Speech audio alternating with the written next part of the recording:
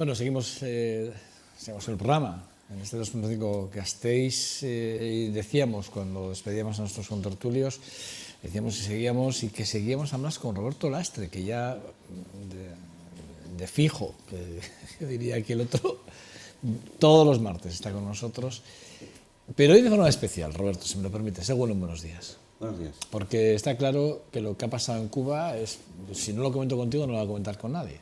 Porque tú además eres la parte importante, porque además, si vale de algo o no, tuviste una responsabilidad importante política en la Cuba y en La Habana del Fidel Castro.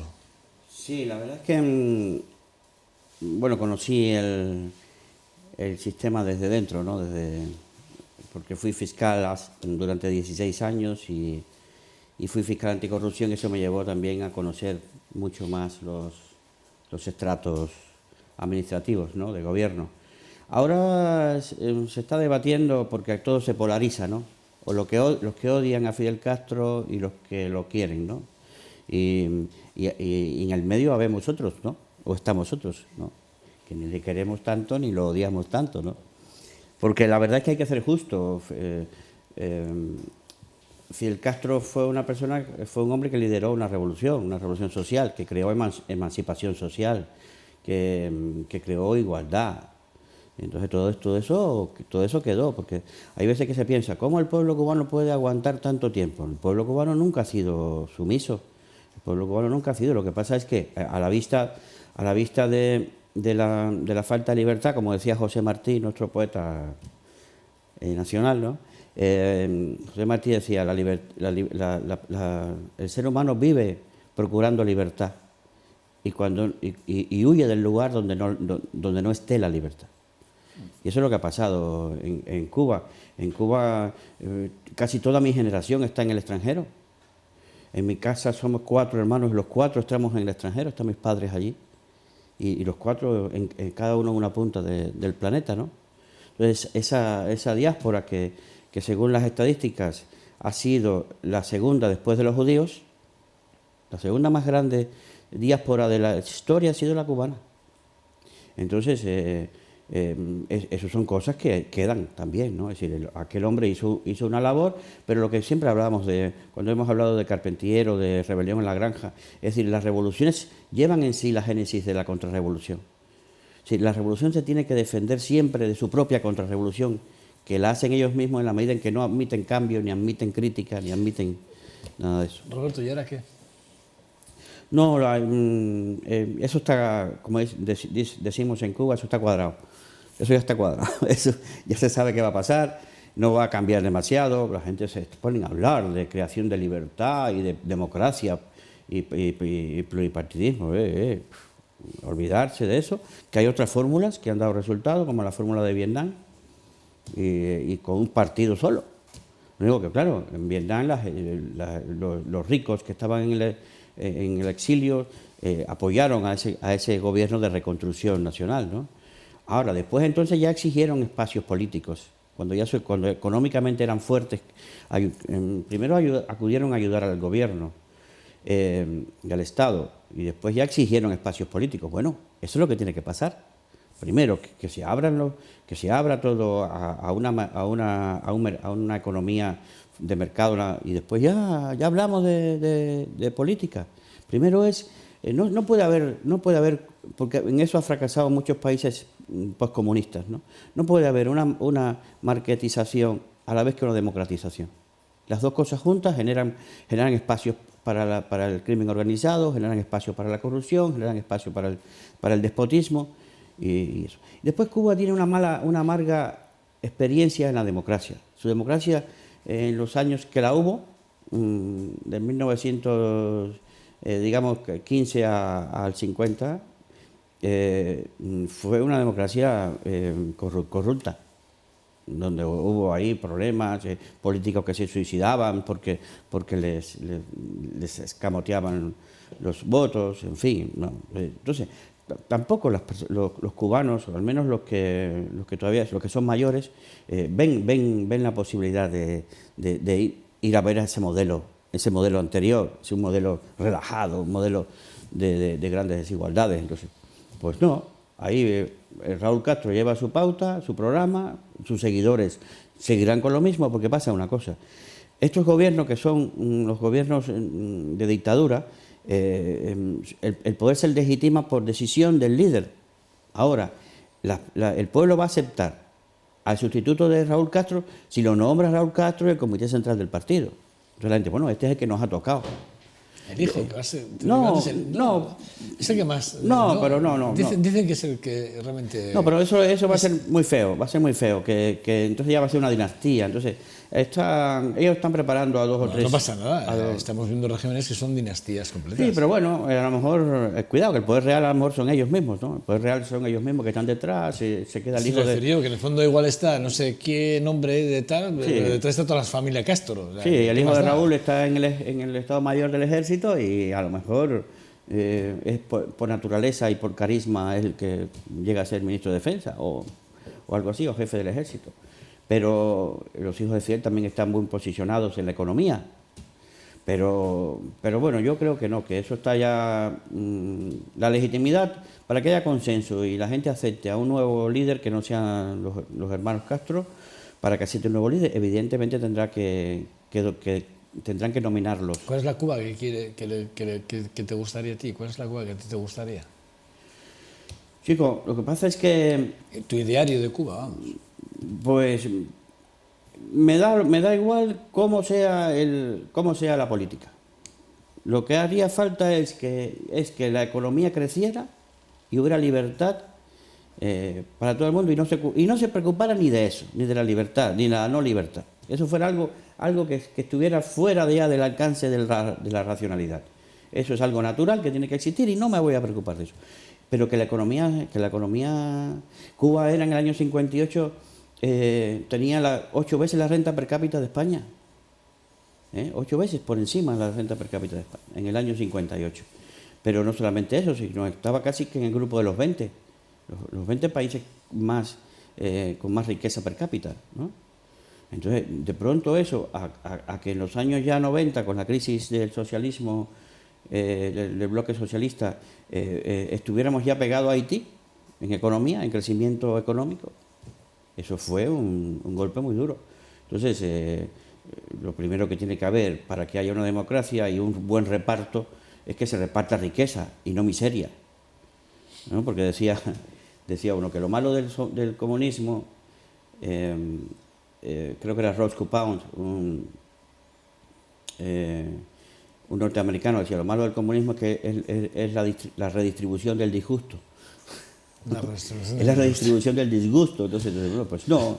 Si antes el disgustado ahora le voy a poner el disgusto ahora a este y le quito el disgusto al otro. No, pues no. La cuestión es que haya una riqueza. Bueno, con eso sí que es verdad que tú nos mostrabas esta imagen que va a salir ahora, que es la de tu aitá, ¿no? Tu padre, ahí, en las colas de... ¿no? Esta mañana lo he encontrado en Facebook, mi padre es de la camisa blanca, lo he encontrado en la cola para ir a despedirse de los restos de Fidel Castro en la plaza. Casualidad, ¿no? Que le hayas podido pillar, ¿no? Esta mañana, además, antes de venir para acá, lo veo y digo, pero si está mi padre ahí. Claro. Bueno, no te extraña porque sí que es verdad que tú comentabas fuera de cámaras, ¿no? Que bueno, que vaya disgustos lo habéis dado a tu padre los 4 hermanos. Los 4 hermanos le hemos dado mucho disgusto porque él siempre fue muy fidelista, ¿no? Muy fidelista, es veterano de la guerra, bueno, de la revolución y... Es veterano, además, es veterano. Veterano, ¿no? Sí, luchó y colaboró con el ejército rebelde, entonces, bueno, pues él se ha mantenido fiel. Pero ahí está la cuestión, es decir, la frustración, es decir, lo que deja la muerte de Fidel Castro es frustración a ambos lados. Unos porque han tenido que esperar 60 años sin hacer nada, sin poder cambiar nada, y otros porque se han conformado durante 60 años temiendo lo peor, ¿no? Temiendo cosas peores. Entonces, pues ahí está. La gente sufriendo porque, bueno, dolida. ¿Qué te iba a decir yo? Esta imagen, cuando la has visto, ¿qué es lo primero que te ha venido a la cabeza? No, lo primero que me ha venido a la cabeza es que si yo hubiera estado allí me hubiera ido a despedirme de los restos de Fidel Castro. Sí, hubiese sido, sí. Sí, hubiera ido también. Sí. Sí. A pesar de no comulgar plenamente con él. No, porque... Pero es un personaje histórico que... ¿Tú por qué dejas la Cuba? Yo dejo Cuba porque mi propio padre me dijo, vete aunque sea un año porque notamos que te están vigilando, te están controlando mucho y eso. Y entonces, la verdad es que hubo varias cuestiones, ¿no? Una, que yo hablé en el Parlamento de la necesidad de un tribunal constitucional. Pero fíjate, el rechazo a cualquier fórmula, era una fórmula buenísima, porque Cuba se hubiera defendido mejor de los ataques por ser violador de los derechos humanos. Hubiera habido un tribunal constitucional ahí que hubiera dicho, no, hemos tramitado todos los casos, tenemos casos. Es decir, yo como fiscal tramitaba casos de violaciones de derechos. Y voy al Parlamento y no me creen y me dicen que como un individuo que ha sido formado por la revolución y que haya estudiado y se ha hecho profesional, que trabaje para el Estado, que sea fiscal, pueda decir en el Parlamento, en una comisión de asuntos jurídicos, que en Cuba se violan derechos humanos. Señores, no vengo aquí a decirles a todos ustedes que yo como fiscal he tramitado quejas y asuntos por violaciones. Sí, se pueden cometer porque si somos humanos. Porque no se puede cometer un abuso policial o una detención ilegal o cuestiones de estas. Pues nada, pues eso fue un escándalo. Cuando llegué a la fiscalía... ¿Cuántas denuncias tramitaste? No, yo no me acuerdo, pero sí llegaban quejas que tú las mirabas y las pasabas a la Fiscalía Militar, pasabas a la policía, a los asuntos internos, y tramitabas cuestiones de este tipo, ¿no? Entonces, pues eso estaba claro. Eso fue una de las cosas. La otra fue, pues mis relaciones con profesionales extranjeros, con incluso funcionarios norteamericanos. Cuando yo era fiscal antidrogas, pues me relacionaba directamente por cartas o fax o cosas con colegas norteamericanos del Departamento de Justicia o cosas así, no sé. Hubo de pronto, vamos a ver, a lo mejor eso no... Generaste dudas, ¿no? Ya empecé a generar dudas y entonces ya no se puede ser sospechoso. Si eres sospechoso, además, teniendo un cargo como ese, que era un cargo importante porque representaba al Estado, pues era lógico que de pronto empezaran a enfocarme a ver hasta dónde yo podía llegar. ¿Tus otros 3 hermanos también se marcharon? Sí, mi hermano mayor se tuvo que marchar. ¿Se tuvo que marchar? Sí, se tuvo que marchar. Era del team médico de Fidel Castro, un personaje importante en Cuba. Bueno, un técnico, una persona que prestaba servicios muy importantes al Consejo de Estado. Cuando Fidel Castro viajaba al extranjero, mi hermano iba un mes antes para montar allí los aparatos médicos, para si acaso le pasaba algo en el viaje, que no tuviera que ir Fidel Castro a una clínica de ese lugar, sino que se atendía allí, se alquilaba una casa y ahí se hacía una clínica para el comandante. Y eso sí, esas cosas. Pero de pronto mi hermano entró en desgracia, como se le llama en todos los sitios, entrar en desgracia. Y entonces pues se quedó, como decimos ahí, se quedó en Centroamérica y allí vive, en México ahora. ¿Y los otros 2? El otro se fue vía México hacia la Florida, hacia Miami, y de Miami se ha ido a trabajar a Pensilvania. ¿Y los 2 también tenían relación con el régimen o no? No, ya Solo tú y tu hermano mayor, ¿no? Mi hermano, que era del Ministerio del Interior, y yo de la Fiscalía. Éramos el orgullo de mi padre. Y al final... Por eso digo que al final hasta mi propio padre tendrá que sentir frustración, porque claro, después de amar a la revolución y luchar por ella, que ver que sus hijos no están allí. Es decir, todo aquello que se construyó. Y eso, yo creo que esto es como el ejemplo de lo que ha pasado en Cuba. El ejemplo de mi familia, ¿no? Es el ejemplo de lo que ha pasado en Cuba. Cómo todo empezó bien y íbamos ahí estudiando, luchando, trabajando por el mejoramiento humano y de pronto por propias violaciones de principios de la filosofía. Tú sabes, una de las cuestiones por las cuales el comunismo ha fracasado en la práctica, porque se ha ideologizado matando a la filosofía que lo fundamenta.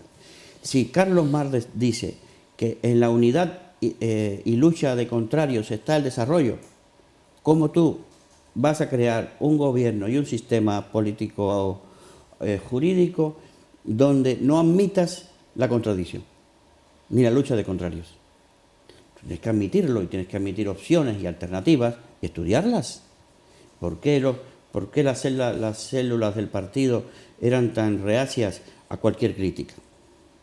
Por ejemplo, a mí Fidel Castro no me gustaba desde niño, porque no me gustaba su discurso. No me parece que yo era poeta desde niño y siempre me ha gustado la síntesis y la retórica la odio y la adjetivación, demasiados adjetivos. Si tú vas a crear unas milicias, le pones 40 apellidos a las milicias. Milicias de tropas territoriales. Oye, ponle milicias territoriales o no le pongas nada. Para todo había que poner adjetivos. Entonces, eso era algo que yo rechazaba, pero no porque yo rechazara la revolución, porque yo no tenía el concepto de qué era mejor, si el capitalismo o el socialismo. Yo vivía allí y esa era mi vida. Y es la vida. Y ahora puedo hablar así porque viví allí y me eduqué allí y me formé allí, ¿no? Evidentemente. Pero que son cosas así. Bueno, pues me caía mal ese hombre de verlo. Entonces un día lo digo a mis colegas del partido, le digo, joder, es que a mí me mandan a leer un discurso de Fidel Castro y a explicarlo para un debate de estudios ideológicos. Y yo digo, joder, a mí que no me gusta Fidel Castro para nada, lo que dice, ni nada de esto, me toca esto. Los demás me miraron así como diciendo, se levantaron de la mesa y me dejaron solo, estábamos en el comedor. Y yo, hostia, no se puede decir ni lo que uno siente. Yo no quiero decir que yo sea enemigo de la revolución, lo que digo es que ¿Y por qué España y no otro país, como tus hermanos, por ejemplo, Sudamérica o Estados Unidos? No, porque yo en una ocasión me vine a estudiar hice una maestría en Sociología Jurídica en Oñati, Instituto de Sociología Internacional. Y ahí me quedé matriculado para el doctorado. Y entonces yo quería venir a hacer mi doctorado en filosofía del derecho y vine a eso. Vine a eso, pero con ideas de no volver. Y así ha sido. 18 años ya llevo aquí. ¿Te apena la muerte de Fidel Castro? No me apena. Además, yo creo que en Cuba hay ahora como una ligera conmoción, pero es por el hecho de que se interpreta como el fin de una etapa, ¿te das cuenta? Es decir, es como un símbolo. Fidel Castro hace 10 años que se empezó a desmitificar él mismo. Eso ha sido uno de sus gestos de inteligencia plausibles. Él se jubiló y se puso un chándal rojo Adidas, marca norteamericana. Él que tenía una imagen de militar sí, que era la leyenda, porque él venía siempre reutilizando la historia de revoluciones cubanas y de luchas independentistas, ¿no? Y de pronto él entonces se jubila, se pone un chándal y unas zapatillas deportivas, y él ya para la población se perdió esa imagen de comandante en jefe, de ídolo, de tótem, ¿no? Y entonces ya le era un señor que todavía hablaba, iba a lugares públicos, todo el mundo quería verle, pero bueno, que ya era como un abuelo que tenemos en casa, ¿no? Y después el hecho de que pidiera ser incinerado, pues por supuesto también está muy bien, porque es un gesto de que yo no quiero ser una momia como Lenin, no quiero ser un objeto de adoración, sino que la obra, él se murió consciente de que su obra había sido una frustración al final. Pero no hubiese sido mejor haber dado un paso más. No, lo que hubiera sido mejor. Y haber intentado lo que hubiera sido mejor es haber sido oportuno. Quiero decir, oportuno, a esto me refiero, ¿no? Sí. Dar ese paso de valentía, ¿no? Ya en tu recta final. No, él lo dijo. Intentar liberalizar de alguna forma al pueblo cubano, de alguna forma. Librar de la presión. Pero bueno, por lo menos haber democratizar. La palabra igual sería democratizar. Sí, pero no hay una economía fuerte para democratizar. Entonces, primero lo que había que hacer era haber abierto más y ayudar a la gente de Cuba a capitalizar. No puede haber un crecimiento de la economía si no hay como decía Carlos Mar, una capitalización, ¿no? El capital originario, ¿no? Pues eso habría que haberlo creado. Ahora tiene que venir de afuera. Bueno, Yo quería hablar contigo. Bueno, es que si no te pregunto a ti, ¿a quién le va a preguntar? No, pero me has dado en el...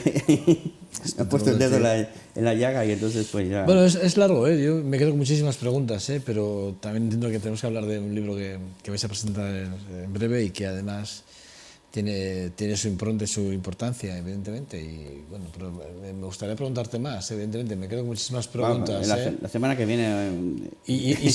A ver, sé que me puedo tomar un café contigo, me las vas a contestar a mí, pero yo creo que es bueno que a ti también se te vea contándolo, ¿no? Así a título personal. Sí, no, está bien. Pero bueno, igual algún día hacemos hablar de ti y de Cuba, ¿eh? Sí, sí. Es un tema curioso porque se especula mucho y también lo que yo te decía, desde situaciones polarizadas, ¿no? Yo, por ejemplo, por esa polarización de la que tú hablas, hay cosas que entiendo de tu mensaje y cosas que no entiendo de tu mensaje sabiendo parte, porque yo me sé parte de tu vida. Entonces, no las entiendo. Y son donde yo probablemente me pondría a trabajar para sacar un cuestionario de preguntas concretas con respecto a tu forma de pensar de la Cuba que conociste y de la Cuba actual, ¿no? Pero bueno, quiero decir que igual da para otro programa y igual sí que es verdad que igual nos sentamos un día simplemente para hablar de ello, ¿eh? Que igual, repito, yo lo tengo fácil porque yo lo tengo aquí conmigo todos los martes y pues me uno en amistad con él que me puedo salir de aquí, me puedo tomar una cerveza con él, charlar de esto, pero bueno, me parece que también hacerlo público y hablarlo con él delante de ustedes me parece interesante, ¿no? Porque van a tener otra visión, además de una persona que, repito, no solo es una persona, digamos, no es un cubano al uso, es un cubano que tiene la parte revolucionaria, porque como bien ha contado él, su padre, ¿no? Estuvo al lado de Fidel, ¿no? Luchó al lado de Fidel, sino que además tiene la otra parte, ¿no? La parte de la formación cubana y del aparato cubano, porque también estuvo dentro del aparato. Eso lo cual quiere decir que es una visión muy amplia, muy interesante. Bueno, Roberto, ya a lo que venimos a hablar, de literatura. Bueno, algunos me llaman el rubio.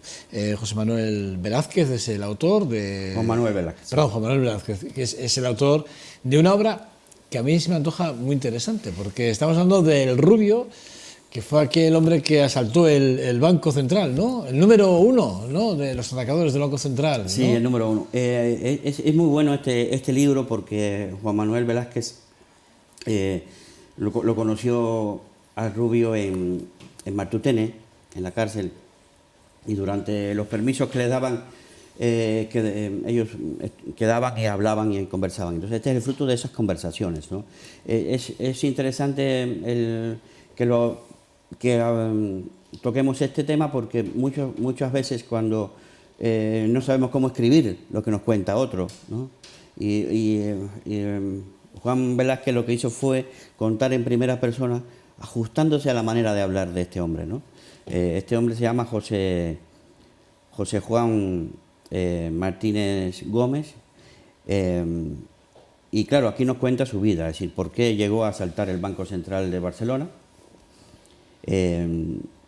Porque fue un suceso muy raro, ¿no? Es decir, atracan el banco y piden la libertad de Tejero.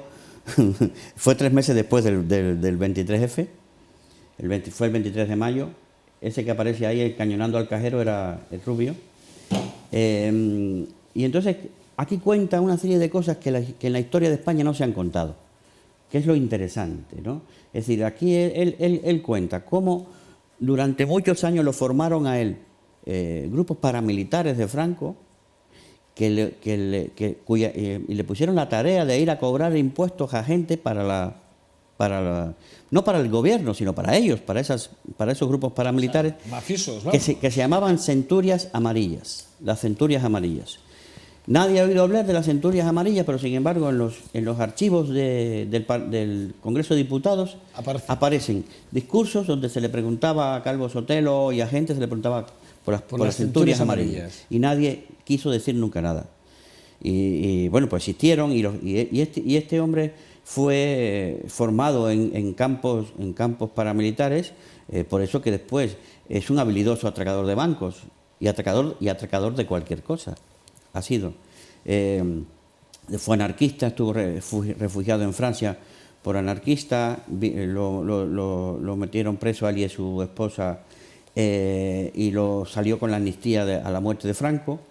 y después de salir, de salir en libertad, pues ya volvió a contactar para otras tareas, y hay cosas que no cuenta aquí, como trabajos hechos para el gobierno, trabajos oscuros, por ejemplo, para Guinea Ecuatorial, o trabajos oscuros con respecto a América Latina, o cosas así que le mandaban, tareas así, ¿no? Pero claro, él cuenta por encima un poco todo esto. En el atraco al Banco Central de Barcelona fueron 11 atracadores, de los 11 quedan 3 vivos, los demás murieron en circunstancias muy raras, muy sospechosas. Por lo tanto, él ha dicho que iba a contar esto. Quiero decirte que creo que la editorial Planeta le pidió la autorización para escribir su vida y esto, y él no aceptó. Quiso escribirla porque a su manera, ser sincero y sin censura. Entonces me llamaron a mí y me dijeron, ¿te atreves con este libro? Y yo, claro, yo me atrevo. Si yo no tengo... Además, cuando lo leí, vi que Juan Velázquez, que es un escritor magnífico, ha hecho un trabajo que te lees el libro, pero con un gusto. Yo estoy muy contento. Es decir, me han dicho, oye, pero nunca te he visto tan entusiasmado con un libro como este, porque es un libro que está muy bien escrito, literariamente muy, muy bello. Se trata el personaje en primera persona y te parece que es él el que de verdad está hablando. Es decir, que el trabajo que ha hecho el escritor ha sido magnífico porque ha sido muy fiel a lo que le contaba el Rubio, ¿no? Este es un libro que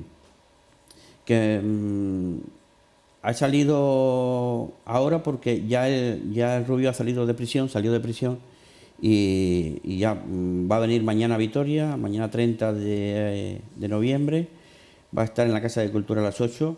Esta presentación del con libro. El autor, sí, va a estar en la Casa de Cultura de Ignacio del Décova. ¿Pero está el Rubio? ¿Está el Rubio? Sí, va a estar el protagonista. Sí, mañana va a estar el protagonista, porque el protagonista es un gran conversador. Es decir, es una persona, ha sido un criminal, criminal en el sentido de la criminalización de la justicia, así como un delincuente. Ha estado 40 años preso, de los 60 años que tiene, es decir, en libertad ha estado 20 años nada más. Pero ha vivido mucho y entonces tiene muchas cosas que contar. Por lo menos se conoce todas las prisiones de España y algunas de Francia, por lo menos las más duras de Francia. Así que se le puede preguntar a él de todas estas cosas, porque es una persona que retiene mucha información, es un gran conversador y tiene la capacidad de ser empático, es decir, consigue, incluso en las prisiones. En las prisiones muchas veces le ponían a custodiar gente, incluso a no dejar acercar a ciertos delincuentes a presos de ETA. Es decir, que controlaba tanto el ambiente presidiario, ¿no? El ambiente de la cárcel lo controlaba tanto que incluso las administraciones de los establecimientos penitenciarios le pedían colaboración y proteger a gente. O, por ejemplo, pues entraba un señor rico a cumplir 5 años o así a la prisión, le decían, oye, este señor ponte a su lado, que no es un delincuente común, no voy a decir que le vayan a hacer que la persona pueda cumplir su castigo en paz, ¿no? O con tranquilidad. Y entonces, pero además, ¿Tú ya le conoces a él Sí, personalmente? hemos estado hablando y a mí me pareció, por eso lo digo, un gran conversador, una persona simpática, muy inteligente. Si hubiera estudiado y le hubieran dado esa oportunidad, hubiera sido... No, la cárcel no la tuvo esa oportunidad en la cárcel, sí Sí, ya después, él habla francés y estas cosas, ¿no? Es que tiene su cultura, al final lee, es un lector. Pero bueno, que quiero decirte que cuando era niño no estudió. Y eso lo llevó a reformatorios, después a los campos de entrenamiento de la Falange, en fin. ¿Se siente identificado una vez ya acabado el trabajo y ya publicado el libro? ¿El Rubio se siente identificado? ¿Ha leído ya el manuscrito y se siente identificado con ello? Sí, Él se cree que lo ha escrito él. Ah, sí, ¿eh? Bueno, vamos a ver. Juan lo que hizo fue, no escribió nada, es decir, el escritor, fue escucharle, no anotó ni grabó nada. Es un contacto durante meses y meses con él, comprendiéndolo y poniéndose en su lugar. Y contándolo desde su perspectiva, ¿no? Y evidentemente parece que lo ha escrito él, ¿no? Hay frases que son suyas, porque después se las escuchas decir, como decir, mi dinero sale de los bancos, pero no del cajero, sino por la fuerza. Ya. Entonces, es una persona que con 20 y pocos años ya tenía $1 millón en un banco suizo, en aquella época, en los años 70, ¿no? Sí, que se hace rápido, ¿eh? Sí, entonces de ese rápido, pero bueno, se había movido muy rápido en el mundo criminal, ¿no? ¿Qué es lo que más te sorprende a ti de esta biografía? Porque casi es una biografía, ¿no? Sí, me sorprende descubrir cosas de la historia de España que no están escritas. Por eso es que la literatura siempre es más rica que la historia contada, ¿no? Que la historia oficial. Cosas de España, es decir, dudas. Siempre quedó porque se han hecho libros sobre él, 2 novelas, se han hecho películas. ¿Por qué no? Porque yo no entiendo por qué no quiso.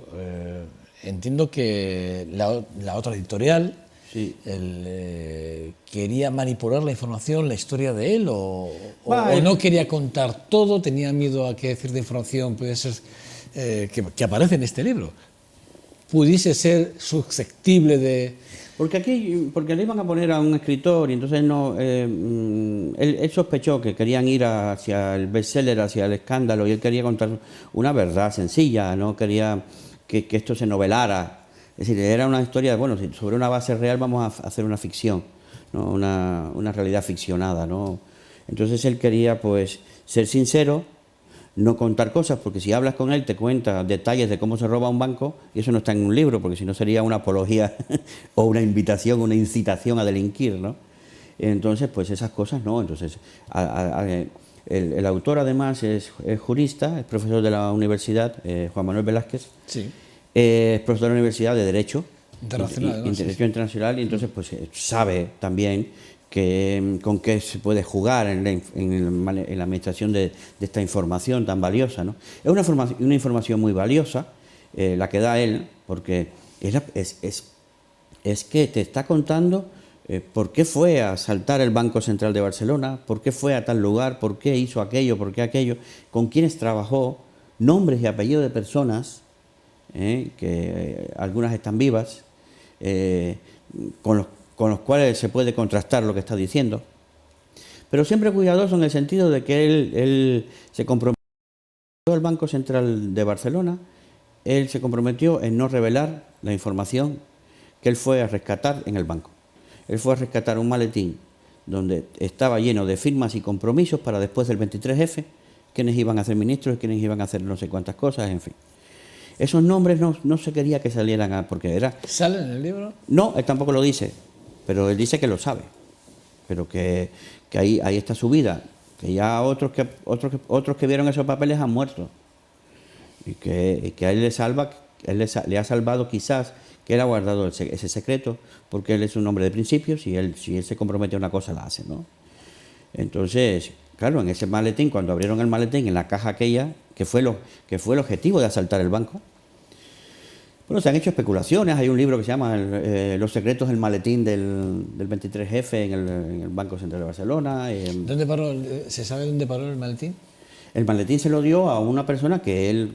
También cita. Que él Lo cita y fue quien estaba allí. O sea, por la información del maletín, los que atracaron la tenían.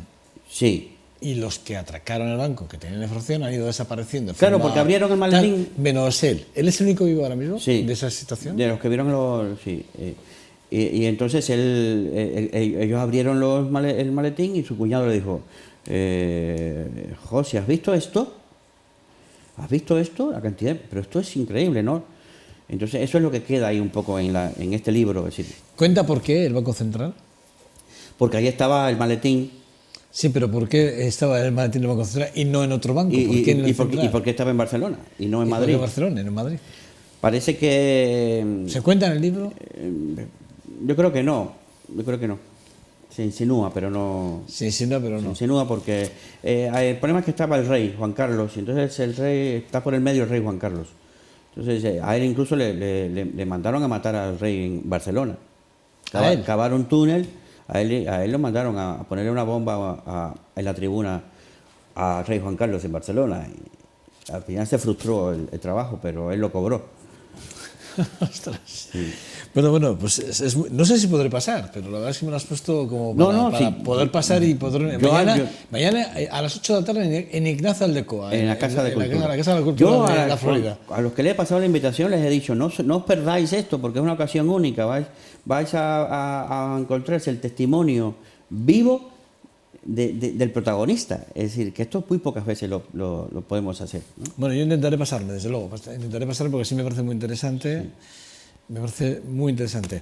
Bueno, Roberto, pues mañana la presentación sí. del libro. Bueno, algunos me llaman El Rubio, de Juan Velázquez, en el que, bueno, vamos a conocer a Juan José Martínez Gómez. Que sí. Es el Rubio, ¿eh? Sí, bueno, personalmente. Nos hemos extendido hoy porque hablamos mucho de Cuba. Sí, bueno, yo creo que era especial. Yo creo que bueno, se entiende que había que hablar de Cuba. Se entiende que tenía que preguntarte. No es decir, que se entiende. Bien, que tiene que estar así. Pues muchas gracias. Pero bueno, muy importante la presentación de mañana de este libro, a la que vamos a asistir, desde luego. Roberto Lastres, ¿qué recas? Pues gracias a vosotros. Cuídate mucho, ¿vale? Bueno, nosotros hacemos una pequeña pausa para publicidad y hablamos de deportes con John Santos, que anda ya por aquí cerquita.